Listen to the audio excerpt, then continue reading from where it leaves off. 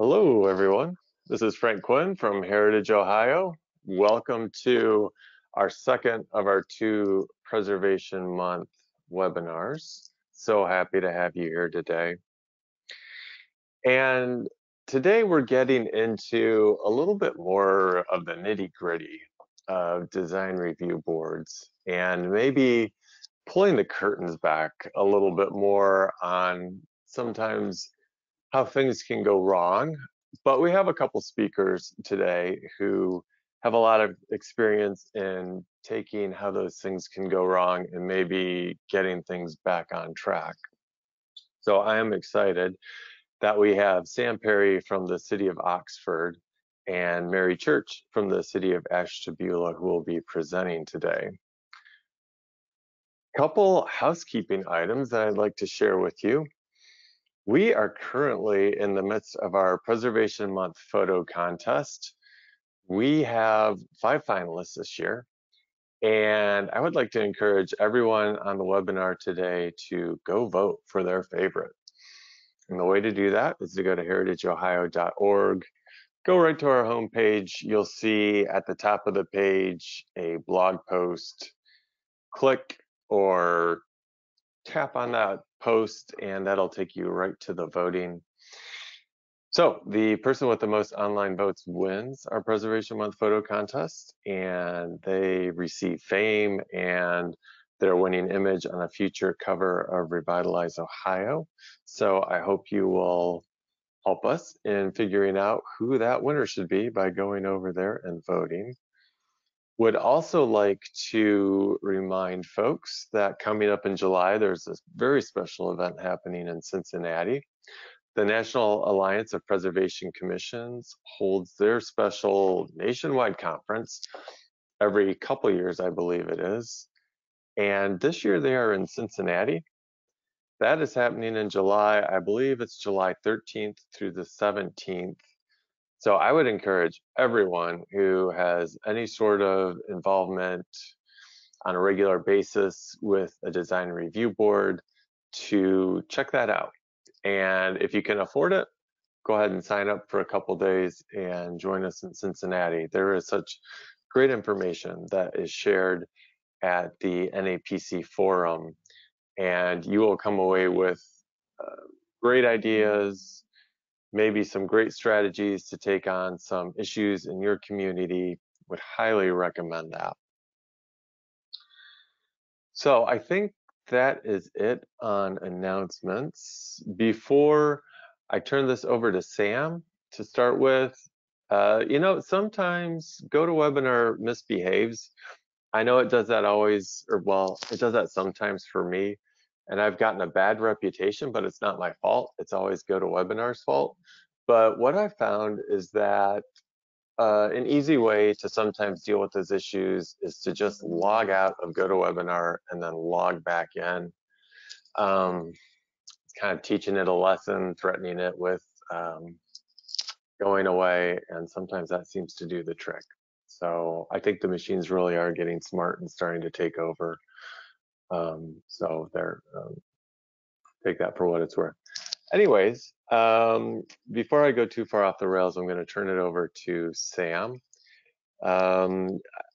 Well, Nathan, was there anything that you wanted to add? I wanted to share that Nathan Bevel from the Preservation Office is here this afternoon, and he was our presenter on the first webinar.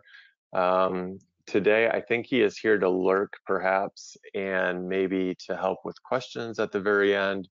Of course, we encourage good dialogue, good questions once our presenters have finished their presentations. Nathan going once, twice, 3 times. All right. Yeah, I was so very good, very good. Okay. So at this point, I will go ahead and turn it over to Sam to talk about our first foray into how not to become the hysterical review board. Sam, take it away. All right, thank you, Frank. Hope, Frank, can you confirm that my screen is visible? I see it, so right. I think we are good. All right, great. Good afternoon, everyone. Excited to be with you. Sam Perry, City of Oxford, Ohio, home of Miami University. And I won't introduce Mary. I'll let her do that after my slides are done. Happy to be with you. Always love to talk about preservation. And just as a way to introduce how I got involved in preservation, I call it infected with the preservation bug in Iowa, where I lived next to a historic church that was slated for demolition. And my family and I were actually able to help preserve it and raise some funds to keep it from being demolished due to lack of occupancy. And at that same time, I was working for the city of Ames, Iowa, and was one of the planners on staff there, another college town, Iowa State University, and realized that preservation is really good for communities and it helps create that sense of place. So being a planner and also a historic preservation administrator part-time has been fun, and I've enjoyed that. Been with the City of Oxford for about 10 years and have been able to keep the role of the staff for our historic preservation review board. So, all right, well, let's jump into it and we'll get going here. So a little bit about Oxford. Being home to Miami University, it makes it a really interesting place because of the high transiency of the population, which you'll see about how we have had some challenges with that.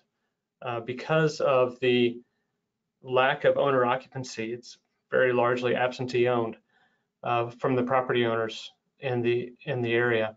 The preservation movement here really started in 1979. There was a mile square wide of our entire original town was inventoried in 1977. But there wasn't really a plan for what to do with that information, with that building inventory, until the mid-90s. So in the 1980s, there was some changes being made. People were getting frustrated about the lack of any action being taken, even though they had this great information about architectural inventory and also the history of some of those sites, which is why we call our commission the Historic and Architectural Preservation Commission. So not everything that we are trying to protect is actually visible from the street. There are important things locally that happened that we want to preserve, those sites that are associated with those important events. So in the 1990s, we had some architecture professors on campus at Miami that helped put together a plan, and that plan worked for a while, and that was in the form of the inventory that was actually made more detailed into design guidelines in 1994, and that became the plan, and code was adopted, a review board or a preservation commission was set up, and then later on we became a certified local government in 1998. So that has helped us have access to funding and also education and the occasional visit from Nathan and his staff members. And so that has created this this form and this foundation, which we found out within years later that it lacked the information that would be helpful for good decisions to be made. Some of those decisions actually got challenged, so those are some of the difficulties that we have had. We're not a large city, so 7.5 square miles. We're very detached from metropolitan areas, so it makes it challenging to attract development. So we want to have a good balance between economic development and also preservation, and that has been challenging to keep that balance. There are 4 historic districts in the area, 3 in the city, 1 outside. The main one that we work within, called the Uptown District, is not on the National Register, but of course is local, has some National Register eligible properties. And as I said, majority of the sites are absentee owned. We do not use Secretary of Interior standards because of that, because it's not on the National Register. However, there are some influences that have influenced our design guidelines and our codes. Student housing development pressure is our #1 driving factor for the investment, because our town is adjacent to the Miami University campus. There's a map of our historic districts, and so the black one there in the center is where the majority of our work takes place because it's largely privately owned. And then there is a university district, kind of a horseshoe shape around the campus. And then there is a Western district, which is actually on the National Register. That is a former women's college, a Western College for Women, National Historic District. A lot of beautiful stone buildings on that campus, part of Miami University now. And then the other district is just outside the city limits to the north that holds a covered bridge and a former mill site and some farmland. I had to include a meme for you guys. And I was really glad that we landed on the title, the Hysterical Commission, because that is actually a phrase that I heard before I came to the city of Oxford, and I heard it again here from someone from the public because of the similarity to the term historical.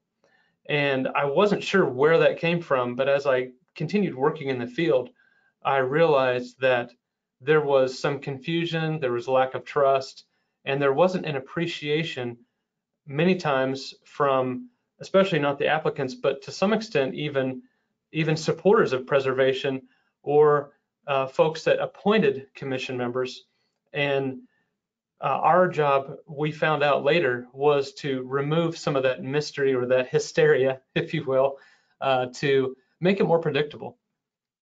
And so what we found was just making it more understandable for people and predictable in the sense that it's not completely 100% predictable, but at least the structure and the general guide would be less mysterious. And so we really worked hard on that. But of course, that was because of some of the war stories, some of the difficulties that we had. So I want to talk a little bit about the causes and effects and what led us to making some changes. Unfortunately, like many public administrators, we're not as proactive as we would like to be, just because of how things float to the top of the stack. And so because we were starting to get into some challenges and starting to potentially lose some properties, we put this to the top of the agenda. So the foundations for really a lot of urban planning, but also design review, are the 3 Ps that I like to keep in mind. So I want to stress those again here.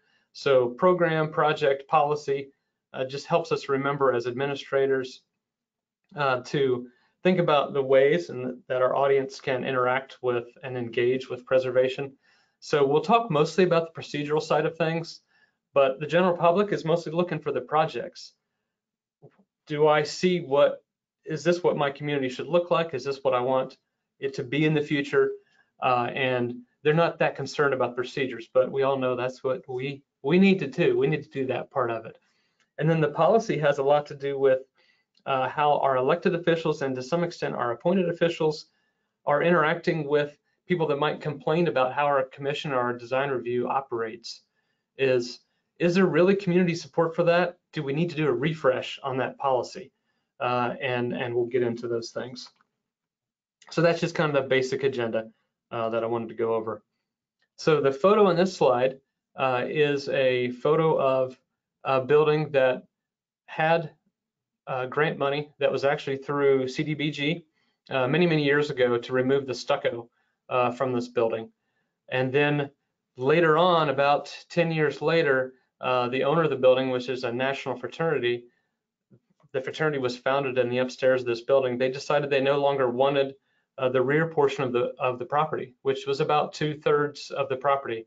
You can't tell from the photo, but it actually was the majority of the property that they owned. And their request was to demolish that portion of the building and to sell it. And their argument really followed the code pretty well. Even though our commission denied the demolition request, it was found out later by the zoning board that to be overturned. Unfortunately, in the process, we had things happen that were unfortunate.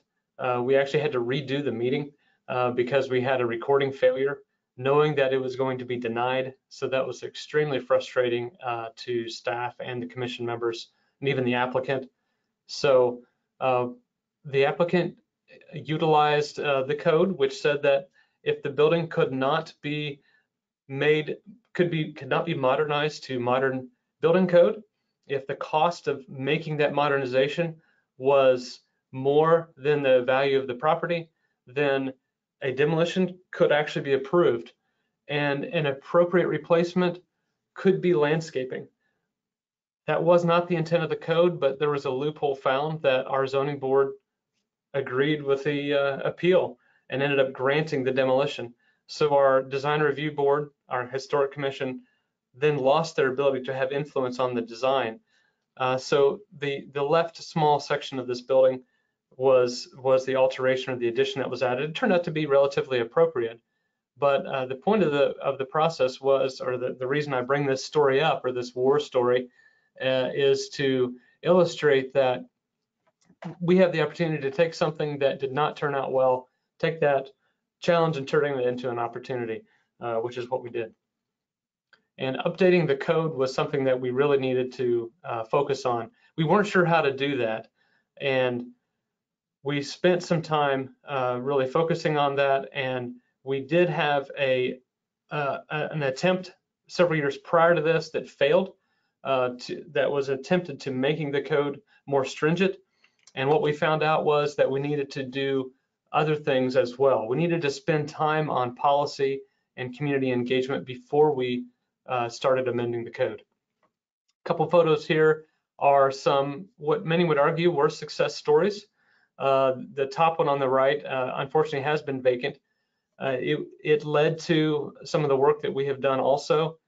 It's a former funeral home, but a historic home that had some important local events happen. Unfortunately, it has been vacant due to smoke damage and fire that occurred in the building.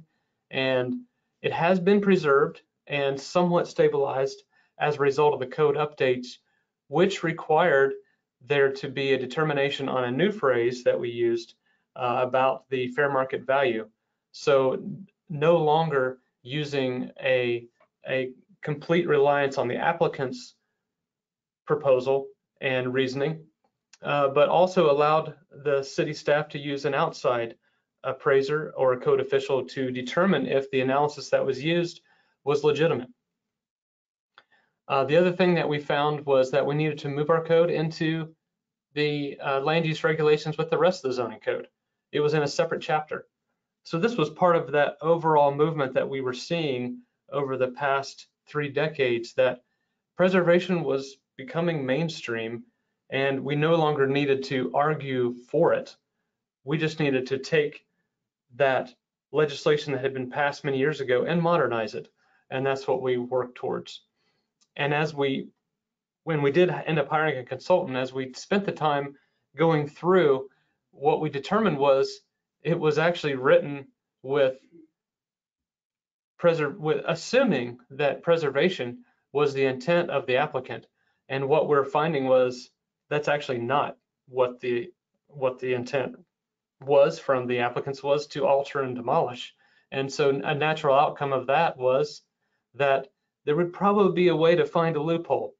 And so that happened a few times.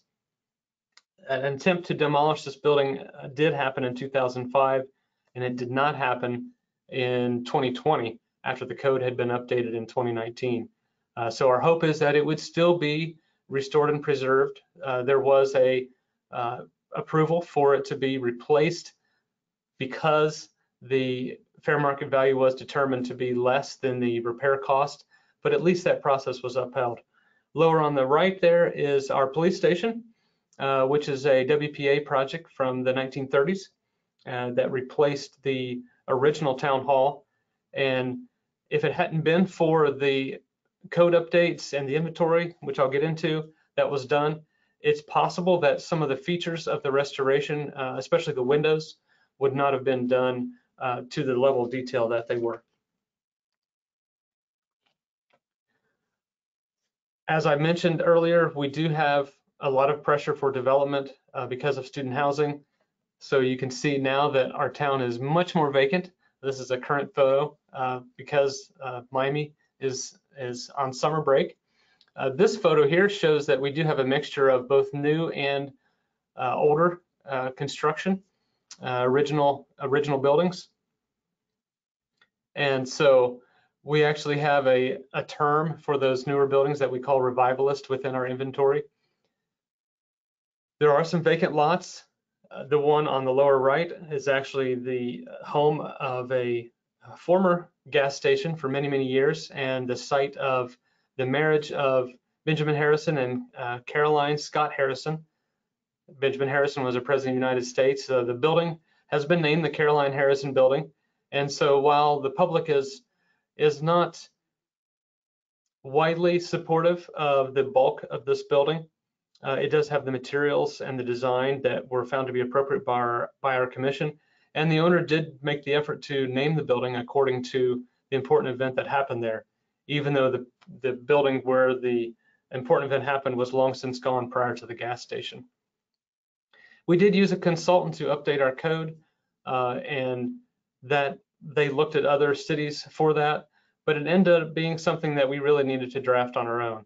It did cost us around $10,000 to do that, and we did have some public hearings in that process. One thing I do want to focus on is our administrative approvals. This has been something that has been very appreciated by business owners and sign companies, small contractors, is not having to wait for a hearing for an approval. And so fences, as long as they're found to be appropriate, signs, as long as they meet the codes and the general look of the uptown district, even paint colors, we have found that by not waiting for the monthly meeting for the review board, by getting an approval turned around in 1 to 2 weeks or even a few days in some cases, that has helped build rapport with the business owners and also the elected and appointed officials, because our focus has been on the larger projects. And for those projects, we will take more time and sometimes have 2 or even 3 design review meetings. The inventory was what we actually ended up doing first, which I'll get into some of the numbers on that in the next slide. This was actually a slide from the NAPC forum in 2018, where I presented on behalf of Oxford about how we did it using just volunteers to do our own inventory. And our goals at that time, and they remained, were to have more influence on the policy decisions, so removing that subjectivity. There had been some damage done with property owners and applicants that created that feeling that they didn't know what was going to happen when they spoke to the Historical Commission. And so we needed to spend some time working on that to help build rapport so that when we did end up with a code update in the future, we would have already established that trust. Strengthening our legal defense was very important because it's not uncommon for Oxford and probably other communities to face the potential for lawsuits if a decision is not based on legislation, if it's not based in a process that was known in advance. And then, as I mentioned earlier, we found that preservation was widely accepted, but the culture of it had not made its way into the procedures and processes within the city government. A little bit about the inventory that we did. You can see on the top photo, everything in yellow did not actually have a classification to it. And so what that created is a lot of subjectivity within the alteration or demolition requests. And what we ended up with, it took us about 2 years to do the update, is all 156 properties being classified. We ended up using a 4-category system, which the top historic was our kind of top tier, and then non-historic contributing, historic non-contributing, and then non-contributing. So, and then within those different categories were a different process. So if you had a non-contributing building, then you would be allowed to demolish it without a lengthy process. And if you wanted to alter that building, it could potentially even be done administratively. And then the process increased as you went up the scale. And so we found that to be very successful as we received certificates of appropriateness requests, as well as even rezoning. This is a screenshot of what we used with our volunteers. We used Google Sheets, and it turned out it was free, but it also turned out to be pretty convenient from a sense of people being able to collaborate on that. And then this resulted in a document that we ended up publishing in one giant PDF so that our citizens and property owners could access it on their own time. This slide actually precedes my work here, but it actually led to the plan that I talked about in the beginning, which was we received an outcry from the community in the 1980s. And so this photo it was called Frugals. It was a prefabricated building that was brought in 2 pieces on a crane. And I think some people even referred to it as a spaceship. And so it was bad enough that we had a 1-story inappropriate restaurant that was already there, replacing a really magnificent 4-story mixed-use building.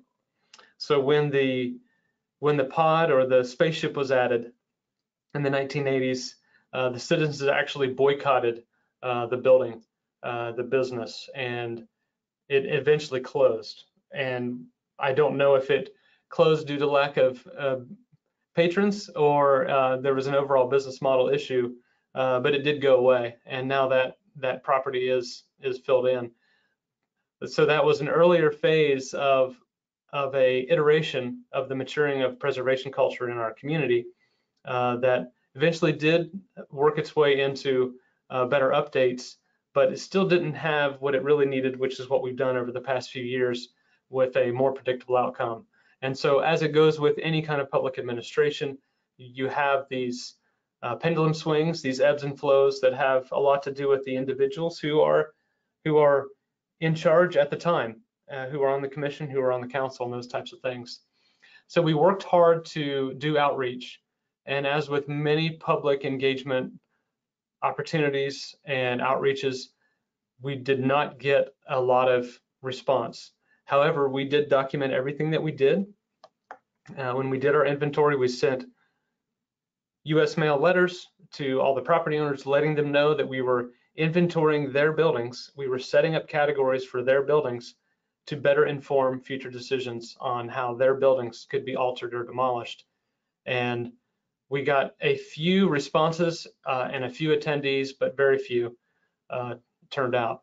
We did do one during the day, we did one during the evening, and then that launched us into more of our standard process of public hearings in the evening with our planning commission and city council. So the difference was we added additional steps in advance of that. We sent letters, individual letters, and we also did daytime and evening meetings that were more informal than a public hearing. So projects are the things that our public is really looking for. And so the ability for us as administrators and as commission liaisons, if you will, is to help our commission members to connect the dots between the projects that their fellow citizens and neighbors and constituents in some cases want to see, with the need for the procedural updates and the inventories and the codes and even the bylaws to get to that point. So it's not always fun, but if they can connect those dots, then it can lead to funding approvals and those consultants that need to help with the work, the prioritization of staff time, the adding of staff to some extent. And so that is where, if citizens can see the sense of place and how those things are all connected, it helps them to connect everything together. Some of the other things that I haven't talked about are updates to bylaws. Again, these are things that we don't necessarily always think about, and until they present themselves as problems, we may not work on them. But does your commission have a set of bylaws? Do they have a procedural guide beyond Robert's Rules of Order? And what we have found is that if a decision that is being made or even in process, if something comes up, if a question is raised, or unfortunately even a lawsuit, the folks involved in that lawsuit will look for everything that might have been done wrong or needs to be updated. So, and we are operating in an environment where it's essentially a quasi-judicial decision. Our commission doesn't make a recommendation to another board or a council. It is their final decision. So it's really important, while we strive to have a informal discussion about what's appropriate with the material, and should they consider another dormer, should they consider a different kind of window glazing, that is all done within the framework of a set of bylaws that is known and is transparent. We did add to our commission process the opportunity for public comment, even for items that are not on the agenda. And we also added an ask from the chair of the commission for public comment for items that are on the agenda. Those were two things that were not in our procedures before. It actually did not take any changes in the bylaws to do that. We just started doing that to match our other boards and commissions within the city. Case law is good to be aware of. Talk to your attorneys, look at cases that were reviewed in the past, look for precedent on prior cases to determine if what is being done now is being done differently. And if it's being done differently, was that change supported by legislation? And if it wasn't, then legislation probably needs to be considered, because that way there is support for that. Design guidelines. This is something that we haven't completed yet, and we hope to. And when I showed you the slides of the inventory, that was essentially an excerpt from our design guidelines from 1994. So we have in the budget this year to update those, and we plan to do that, and that will help even more with our overall process.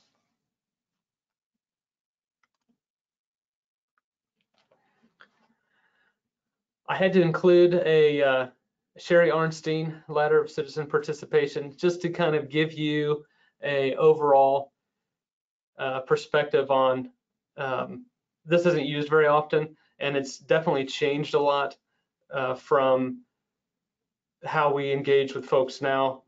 Community engagement is more of a continuum, of course, now with technology and social media, but our processes, many of them are still rooted in these this kind of separated process that acts more like a single line of steps rather than an integration or a continuum.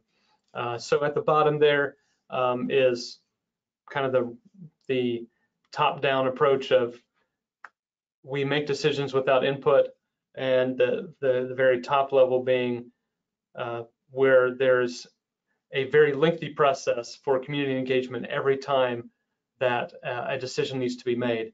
And so the hope is that we will end up somewhere kind of in the partnership range where Sherry would have placed it, where there is some iterations of involvement, but the amount of procedure that is needed for a decision should be adjusted based on the impact of the overall project. And so foundations, that just as a reminder, that I want to leave with you today, and I do want to go back because there are a couple stories I didn't get to tell before I turn it over to Mary, but program, and that's many times what our elected officials might refer to the overall historic preservation as our program, but we know that's our procedures. So we have some public procedures, we have some administrative procedures. The projects, so we know for community support that once the citizens see what we're doing, and then they will believe in it. So sometimes we have to have a level of trust in making some of those steps and do them incrementally instead of doing them all at one time to build that support, which leads us into policy.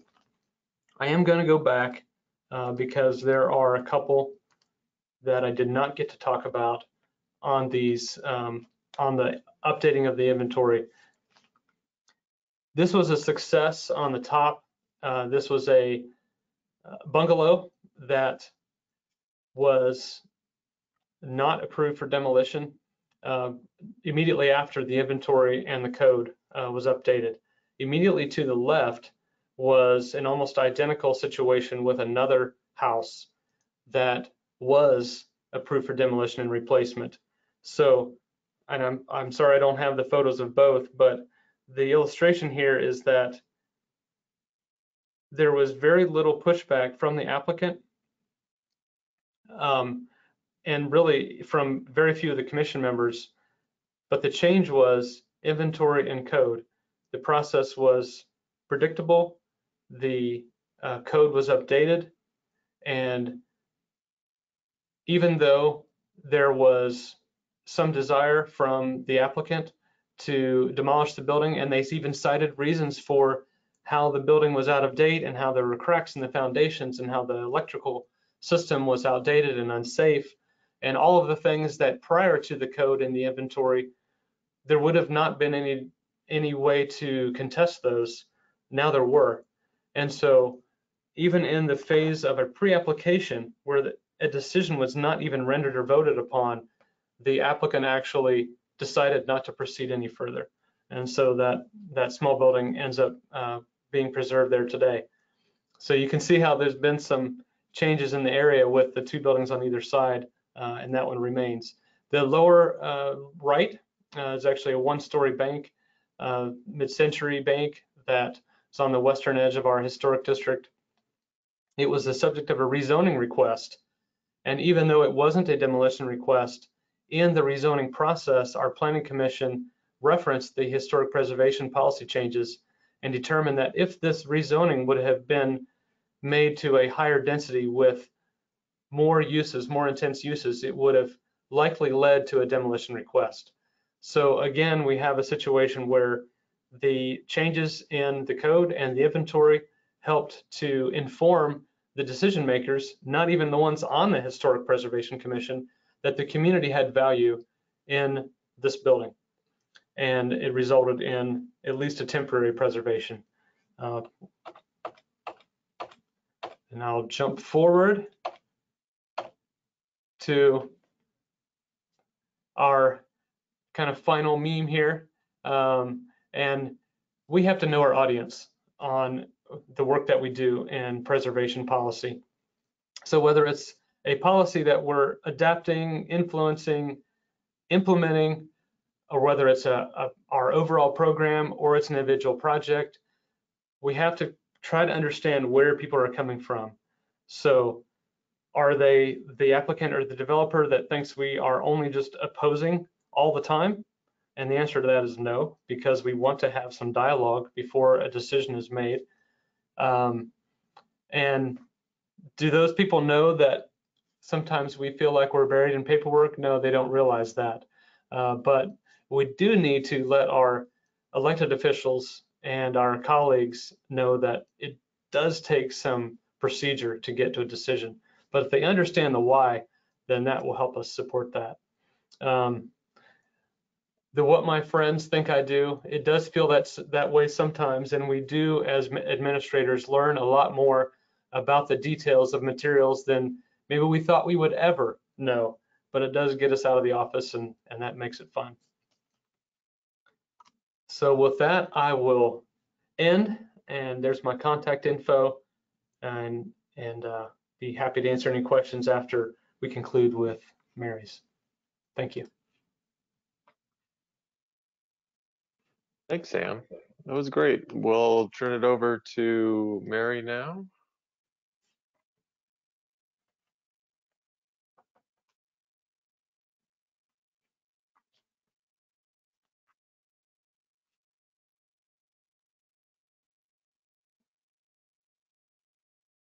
And Mary, it looks like you're muted in case you're talking.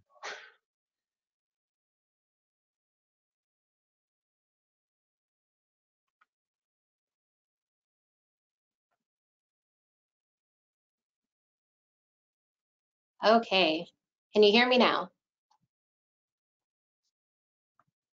Yes, All right. yes, we can. Great, thank you. Sorry about that. Good afternoon, everyone, and thank you for having me today. I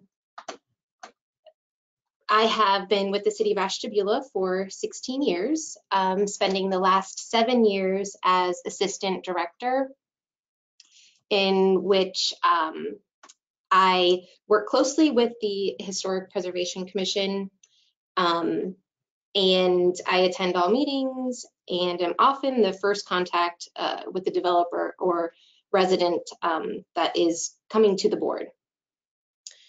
Today, I am going to share some experiences that we have had within our historic district regarding the Historic Preservation Commission and some of the changes that we have made to improve the review process. Over the years, as I'm sure others have experienced, our historic board has developed a bad reputation, primarily based on their opinions, denials, and interpretations, even being given the name the Hysterical Board. And as I'm sure Nathan could attest, our board is probably tougher than most. So it has been my goal over the last few years to eliminate that bad reputation and make the process more inviting and less intimidating, and also keeping the board and their expectations reasonable.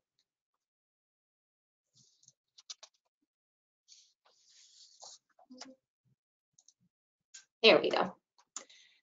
So just a little bit on our certified local government status. In 2019, after a developer came forward with the request, the City of Ashtabula became a certified local government. The developer was looking to fast track a few properties on the National Register so that they could take advantage of various historic funding opportunities. Since the city became the certified local government, we have had 4 properties been designated as landmarks, and currently all 4 properties are in some state of renovation. Ashtabula is a little unique because we do have 2 downtowns, and as of 2020, we also now have 2 historic districts. Bridge Street, highlighted here in the slide, is our first downtown and our first historic district. Lower Bridge Street, which is the smaller area outlined in black, was placed on the National Register in 1975. Then in 1977, the city created the larger area outlined as the city's historic harbor district. With the creation of this larger area, the city also created an architectural review board, now known as the Ashtabula Historic Preservation Commission. This commission reviews applications for fences, paint color, signs, additions, alterations, new construction, and demolition for the entire district.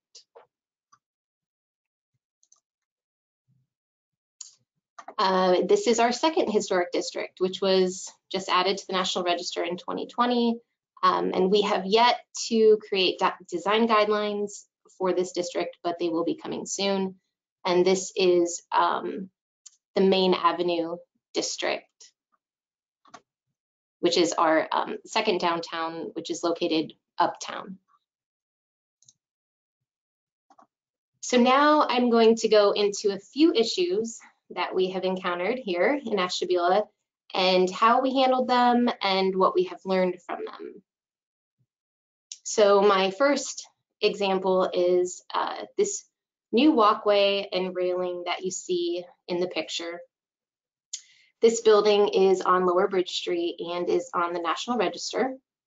The plan was submitted in 2018 for a black vertical railing that came off the back of the building and connected to another walkway to an adjacent building. In 2020, the project was underway, and as you can see, it's not the same railing that was submitted and approved in 2018. Ultimately, the city had to get involved and place a stop work order on the project. The owner then, after the fencing or the railing was up, revised their plan and resubmitted to the Historic Commission to include this railing in the photo. The revision was denied, and ultimately the owner hired an attorney and appealed to the Planning Commission. Our Planning Commission denied the appeal after a lengthy and very heated meeting.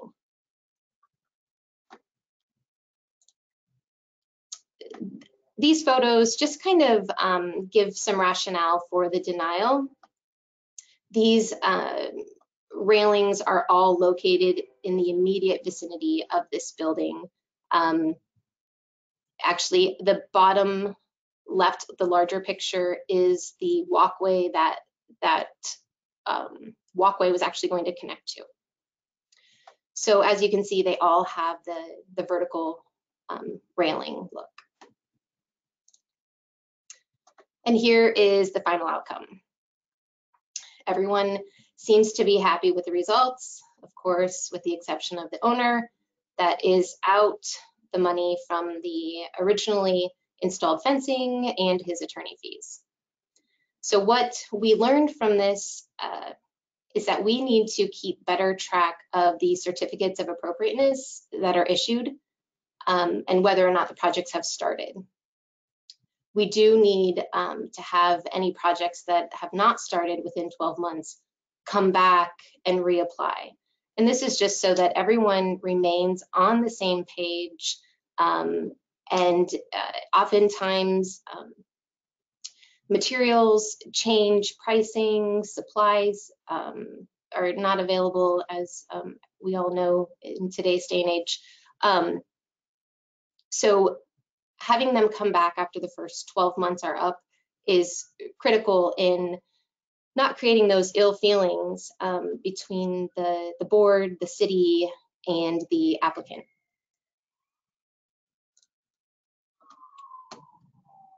So on to our next example, new construction concepts.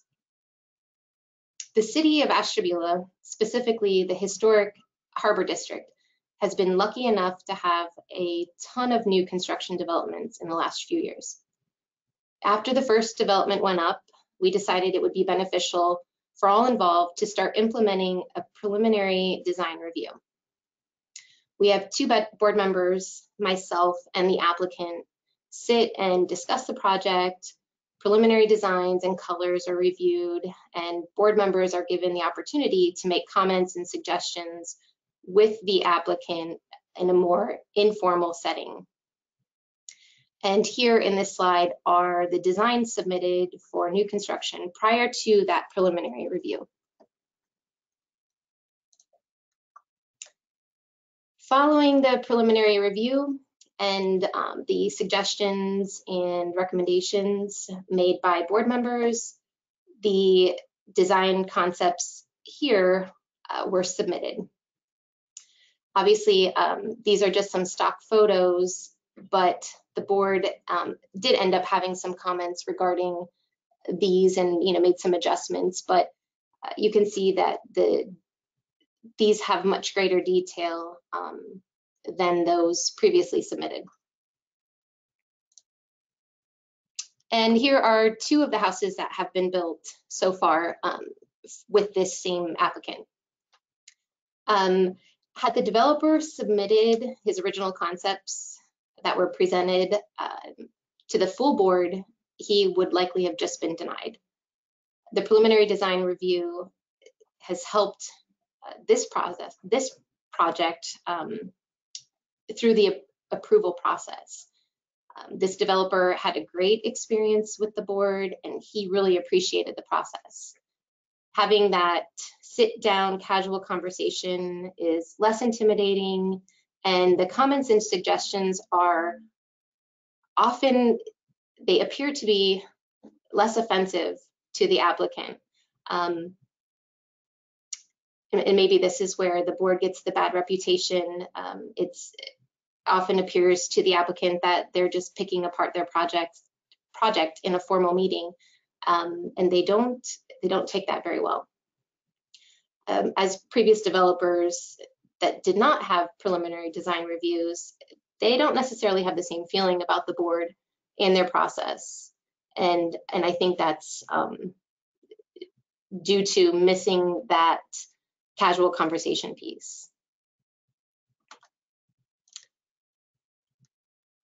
Another thing that we have started doing for our larger new construction projects within the historic districts, we've started having board work sessions. Two examples I have for a work session or the board met regarding a 45-room hotel that is going to be built right along the river, and a $7 million mixed-use development that is located just on the edge of the historic district. And what I have found is oftentimes board members are hesitant to disagree with each other in the official board meeting where the developer and their plan is in front of them. So having these work sessions has enabled the board to speak a little more freely, disagree with each other, and then agree on maybe a modified suggestion or recommendations. For example, we had one board member wanted brick on this mixed-use development project, and other board members disagreed because they were trying to be respectful of the developer's budget, knowing that if it was asked of them to build the entire thing in brick, that it probably would have thrown the budget and possibly thrown the project. So this is a little bit different from the preliminary design review, as it gives the entire board an opportunity to have more input prior to the final submission for approval. So just as a recap, these are some of the things that we have learned along the way. The 12-month follow-up on the certificates of appropriateness to make sure everyone stays on the same page. The use of the preliminary design review gives the applicant the opportunity to sit with board members and get general feedback on their project. And then the work session for the larger new construction projects that allow for a more open discussion among board members. And that concludes my presentation. If anyone has any questions, I would be happy to answer. All right, thanks for sharing. I'll take a look at the question box. See what we have here. Okay, I guess what we can do is jump right into it. I see Elizabeth has asked a question. Do you have owners begin projects without seeking approval first? I'm sure that's never happened, but whoever would like to take a stab at that first, go for it. This is Sam. Yes, I'll say yes to that. It's usually contractors who are not familiar with the jurisdiction.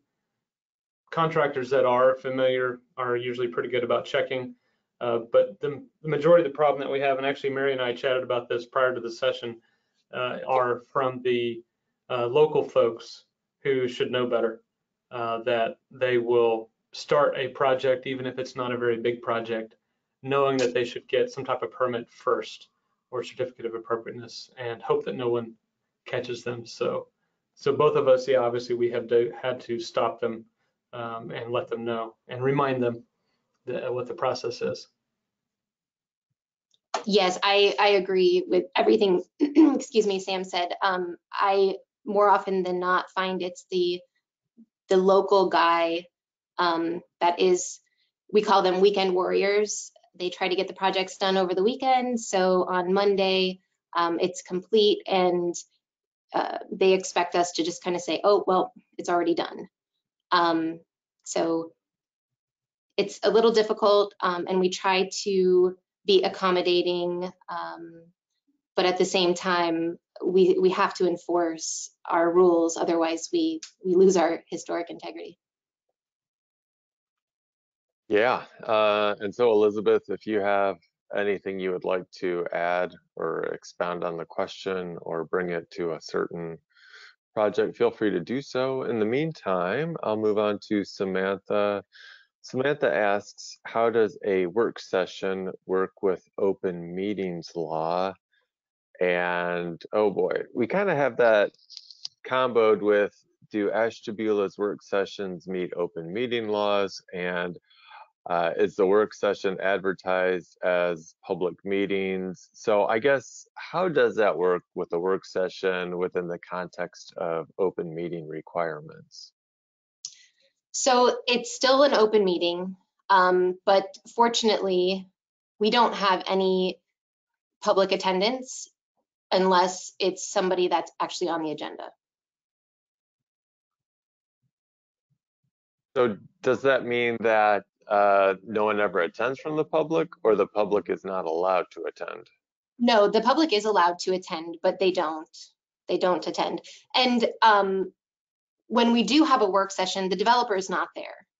And I mean, they can be there if they want to be, but they kind of understand that it's the board's opportunity to try to work through the project and understand it and talk amongst each other without that feeling that they're insulting the design. Because oftentimes the applicants get angry when a board member is questioning their materials, their colors, their window sizes. And this gives them the opportunity to look at those plans and then make those recommendations amongst themselves. Mm-hmm. And then once they come up with some recommendations, usually I'm the go-between, then I will go back to the developer and say, oh, you know, this is kind of what they've come up with. Are you in agreement, or, you know, are you willing to make any changes? And if they are, then they come to the full board meeting for approval. Mm-hmm. Okay. We have a question from Sue. Sue asks, does your board get paid, or is it all volunteer? Mine is all volunteer. And mine is as well. And does that all volunteer extend even to continuing education, or do either of your cities offer education reimbursement? We will offer it for members that are interested. We don't advertise it heavily, but we will compensate for education if it's desired. Okay, all right. So something like maybe the NAPC forum coming up in Yep. Cincinnati in July. Yep, we have offered that to our members. All right. Sue asks, what is the amount of time monthly that these volunteers spend? I'm guessing, what's the average volunteer workload for someone who serves on a design review board? I would say our average meeting is about an hour and a half long. We just had a meeting last week, and there were 4 things on the agenda, none of which required a preliminary design review or a work session.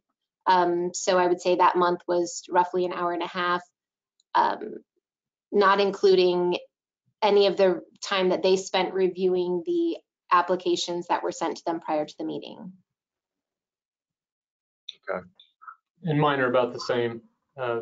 We have delegated a lot of the smaller projects to administrative, so our chair or our vice chair will spend 2 to 3 to 4 hours a month, while everyone else will spend 1 to 2.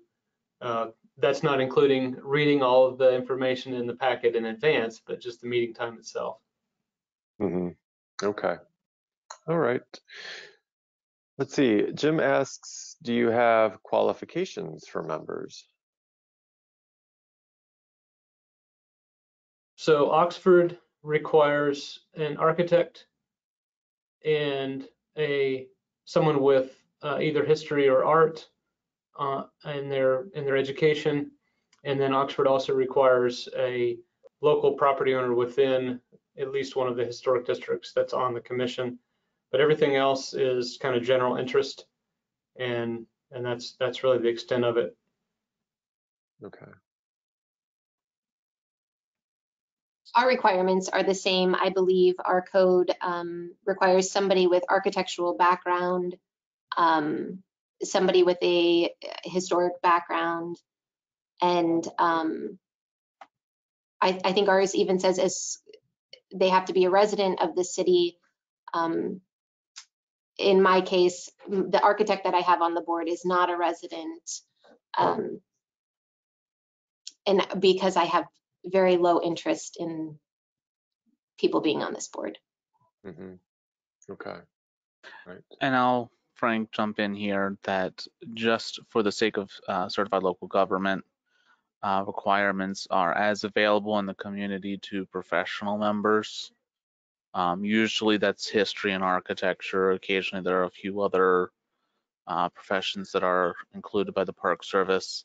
But again, that's as available in the community, just because sometimes that number, you know, as Mary said, it can be hard to find someone who would meet some of those requirements, so long as an attempt is made from the CLG perspective. And then everyone just has to have an interest in preservation, because you don't want someone who's on the board that is actively against preservation. So making sure that everyone who is on the board is actually interested and has interest and knowledge of preservation. Mm-hmm. Yeah, a good point, I guess. Small communities, not only do you have to have the interest, but you have to have the ability, the free time to adequately put towards serving on the design review board. Let's see.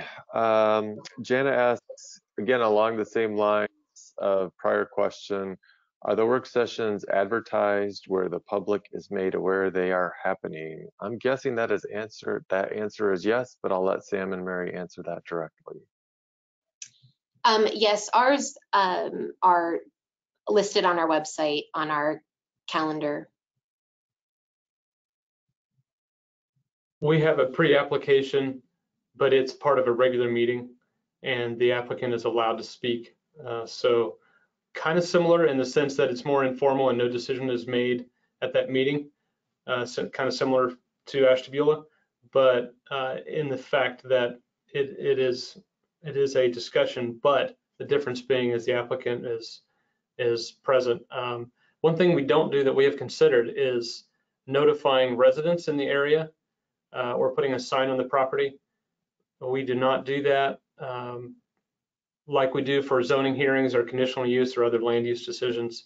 That is something that we have been asked to do, but we're not excited about taking the extra staff time to do that. And we don't do resident notification for anything else. So that would be a change we would probably need to make for all of our boards and commissions instead of just property owner. So something to think about. Mm-hmm. All right. Sue asks, how often do you reevaluate administrative approvals for update? And I'm guessing Sue is asking about, was something that was an administrative approval 10 years ago still one today, or was one that wasn't on the list 10 years ago on the list today? So what Oxford does is we report those administrative approvals after they're made to the commission members, and our chair will go through them and ask if there's any questions and if they would like any changes being made to the process. So we essentially do it on a monthly basis, and as long as there's no changes made or a desire to wish that they would have discussed it prior to the chair having the authority, then it just continues. Mm-hmm. So you're out of town. All right. Anthony asks, this looks like a good one. As a sitting member / chair of a commission, I can say that the most recurring frustration that we see is applicants who don't understand that our guidelines are guidelines and not a paint by numbers. long-term residents of our district get the process. Not always happy about it, but they understand it. Often it's new residents or designers slash builders slash developers who have never done work in the district who have the most trouble. We have the benefit of both a city historic preservation department supporting the commission, as well as a nonprofit advocacy group in the district to help be the buffer to help prepare them for the commission applications and hearings. So I'm not sure if there's a question in there, but I think it's, if I could deduce thing, when Anthony talks about seeing frustrations from applicants who don't understand the guidelines, is there a way that the design review board can help educate members of the public, or is there a way to make the process more user friendly? Have you all kind of looked at that in your own home communities and tried to solve that one? I would say to Anthony that what we have considered is developing what I would call a pattern book, where we identify, kind of like what Mary did with the different railings in the area, where we actually take photographs of the things that are important to us and put them in the design guide. These are the types of features that need to be preserved and emulated. That helps give them some ideas. And I think where this is coming from is property owners are lacking the initiative to come up with a design on their own. They want someone else to do that for them. So I don't think it's that uncommon where they just want to know, well, what color should I paint it? What material should I use? And so I will actually keep some samples sometimes in my office for sign materials, because that seems to be the most frustrating element for our contractors, is what kind of material can I use just to save time for everybody. Do either of you do information sessions with local sign contractors, or otherwise work to bridge the gap to make some of those conflicts, or to head some of those conflicts off before they happen? We have offered those, and they just have not been successful because we're so detached from a metropolitan area that a lot of times these national franchises will send somebody from far away, and so we never seem to reach the audience we're looking for. So informational sessions just have not been successful for us. Okay. Yeah, I think the thing that works best for us is, my department's usually the first point of contact for anyone, because we issue sign permits out of here. So I can quickly and easily be in touch with those individuals and send them to the chair of the commission, or we can right then and there schedule a preliminary design review just to start even going through their initial concepts of what they may want to do. Okay.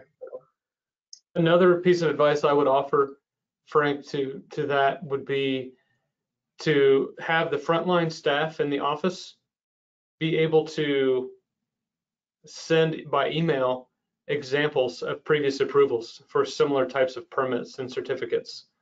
Not okay. as that it would be exactly matched, but this is what someone else has done. And oftentimes it will have the architect and the contractor's name and everything in there, and they will just call those folks directly to get their project done. Okay. That sounds like a great word of mouth incentive also for good contractors, good architects. Elizabeth asks, do you find that your appeal board is supportive of preservation? Yes, so we have been very lucky. Our city planning commission has supported the historic commission in all of the appeals. Right. Oxford's appeals board is a zoning board, which has a very narrow focus in reviewing variances and appeals of zoning administrator decisions. So it's a very rigid judicial process. So if I would say they are not necessarily supporters of preservation because they're just looking at the letter of the law. Great. So if you've got a solid case on your side, you're more than likely to prevail. Right. And if you don't, by the same token, then you might run into problems. Exactly. Jenna asks, where is the form you use to record your inventory available? And I guess part of that question then is Oxford. Are you willing to share your inventory form that you all created? It actually was a spreadsheet. It was not a form. So it has some connections to the OHI form, but it's not an exact replica. But yeah, send me an email and I'll show you what we used. Great, yeah. Sam flashed his contact information there on his last slide.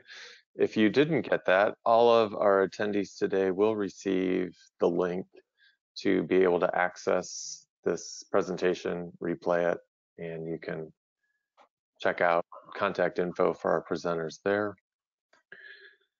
Let's see, Sue asks, is there any process in place that the city or county informs new owners of their property being in a historic district and general information on that impact on their purchase?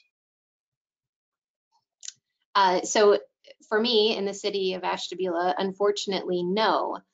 It would be extremely helpful if individuals were notified that they just purchased property in a historic district, but unfortunately that is not the case. So anytime that I see a property has transferred, you know, if it appears to be something that would take some alteration, we try to reach out in advance. I have 3 properties on Bridge Street that recently transferred to an LLC out of state. And rumor was that they were going to apply for demolition of these 3 houses. And as it turns out, that is exactly what they plan on doing, although we have not received a plan yet. But as soon as I saw that transfer, I reached out to them and we were able to start that conversation. Oxford does not have any type of notification built in. We have discussed signage at the boundaries. I know some cities will do special street signs. We have considered doing sidewalk medallions for the boundaries, but there's nothing built into our system for notification. Mm-hmm. The street sign idea seems like an easy, you know, as you're replacing street signs due to age and wear, that the new street signs say, what, Uptown Historic District or something like that under Main Street. I think what I've seen, Frank, is it's the street sign in the same location as the other street signs, but it has a more decorative font or border on the graphic design of the street sign itself. Okay. All right. Okay. Any other questions? Let's see. So Samantha says, not a question, but here in Saratoga Springs, New York. Well, greetings, Samantha. Thank you for joining us from New York. We have done one mailing to all property owners in the local historic districts with a brochure called, quote unquote, wait before you renovate. We hope to send this mailing out again. It was done in partnership with the local preservation group and the city. I would also like to do street signage. And Frank, if I'm gonna interject, Mm-hmm. one thing that I have also seen, Perrysburg did this a number of years ago, but they actually did a workshop with real estate agents. They, provided free lunch, which everybody loves. But they did a workshop. They actually covered a lot more on other planning and zoning related issues, but a large part of the day was devoted to going over historic preservation. In some cases, that's just getting rid of some of the stigma, as we're trying to do today, against preservation, but also understanding what those requirements are so they can also know to pass that along to some of the property owners. Yeah, So getting that's a at the great, root, so it's before it hits before anything else. exactly. That's the first line of defense so often with realtors. And that's great to educate them, give them the information about that. All right. I don't see any other questions coming in. We're a quarter after. We had originally scheduled to go till 2:30, but if we have wrapped up on questions, we can go ahead and wrap up the webinar. I'll ask our presenters if they had any parting thoughts or comments that they would like to present at this time. Not I. Thank you for the offer. Yes, no, I'm good. Thank you. All right. Well, thanks so much, Sam and Mary, for joining us today. This has been the second webinar for our Design Review Board series for Preservation Month. As I mentioned just a few moments ago, we'll be sending out so you can access the recording. We also have our YouTube channel. You can just go to youtube.com, type in Heritage Ohio. There you can access all of our prior webinars. So with that, I would just like to thank you all for attending today and invite you to join us for our June webinar coming up in just a couple weeks. We also have a June Revitalization Series Main Street workshop happening in Tiffin. So please feel free to sign up and join us at one of our upcoming events. Otherwise, one last reminder, go on to heritageohio.org, vote for your favorite finalists from our Preservation Month photo contest, and have a great rest of your Preservation Month. Thank you, everyone. See you later.